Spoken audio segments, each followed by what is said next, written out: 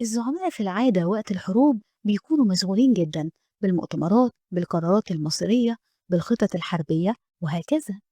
ودايما بيكون قريب منهم في الوقت ده القادة العسكريين والسياسيين.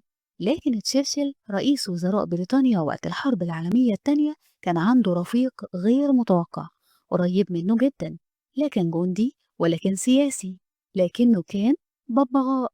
تصدق؟ ببغاء كان بيشارك تشرشل أسراره حتى اللي كان بيقولها بينه وبين نفسه وقت الغضب. الببغاء ده كان اسمه تشارلي، موجود دايما مع تشرشل في مكتبه الخاص. وده ما كانش ببغاء عادي أبدا، ده كان ببغاء عنده موقف سياسي واضح جدا من هتلر.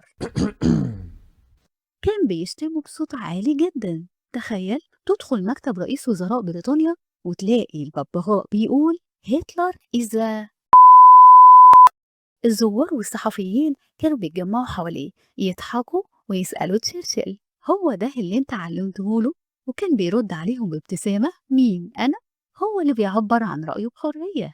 كانت التقارير بتقول إن تشارلي حافظ أكتر من 4 جمل مختلفة وكلهم ضد هتلر. بعد وفاة تشرشل تشارلي عاش أكتر من 100 سنة، وحتى آخر أيامه كان بيزعق وبيقول نفس الجمل، بيقول رأيه السياسي بكل وضوح، لدرجة إن بعض الناس كانوا حريصين جدا على زيارته. أكيد مش عشان يطمنوا عليه، لكن كانوا بيزوروه مخصوص عشان يسمعوا شتيمة هتلر. تشارلي كده بيعتبر هو أول وآخر ناشط سياسي بريش. قصة الببغاء تشارلي قصة غريبة جدا، ولكنها حدثت بالفعل.